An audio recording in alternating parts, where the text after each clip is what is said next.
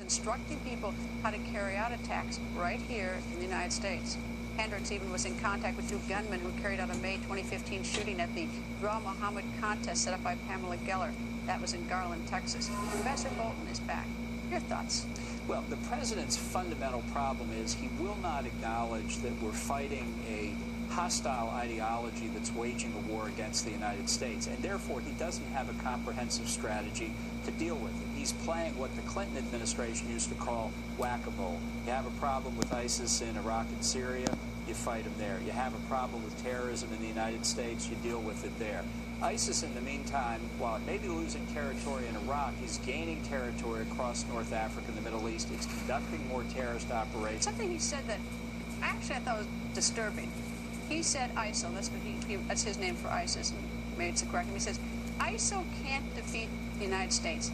And I thought to myself, what does he mean by that? We have attacks here in the United States. We have attacks in Belgium, in Paris. What does he mean, like man for man on the battlefield? Because, there's a lot. You tell the families of the dead people that, something that ISIS can't defeat the United States.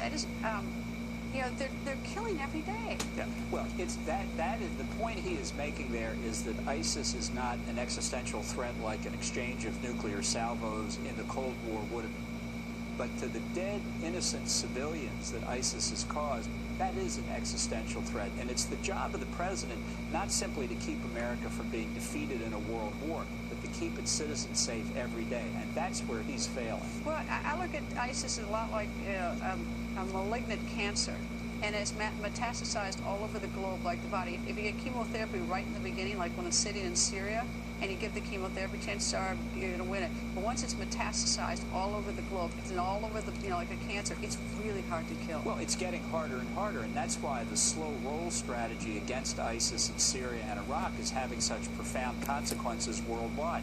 Even if we could defeat them there, ISIS has now gained enough time to redeploy its headquarters somewhere else, and it's got thousands of operatives and recruiting more over the internet every day in Western Europe and the United States. So that threat is out there, and we're simply not paying adequate attention to it. I think another problem that we have on the horizon, I may be wrong about this, but in Turkey, Erdogan has issued a warrant for the Islamic cleric who lives here in Pennsylvania, wants more than he thinks that was part of the coup.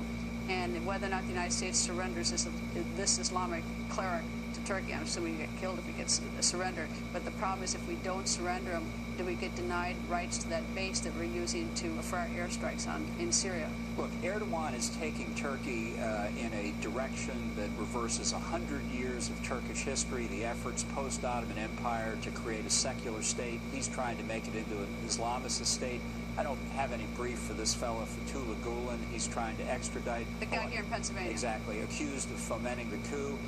But this is part of Erdogan's political purge of the entire opposition in Turkey. So I'd be extraordinarily skeptical of granting that request. And if Erdogan, as you suggest, correctly, I think, threatens us at Incirlik or in some way undercuts his NATO obligations, then I think it's going to be a severe blow to the alliance, and it's one reason why we wanted a secular Turkey to be part of NATO, not an Islamicist Turkey. Well, I think this puts us in a very awkward position. It's going to be very hard.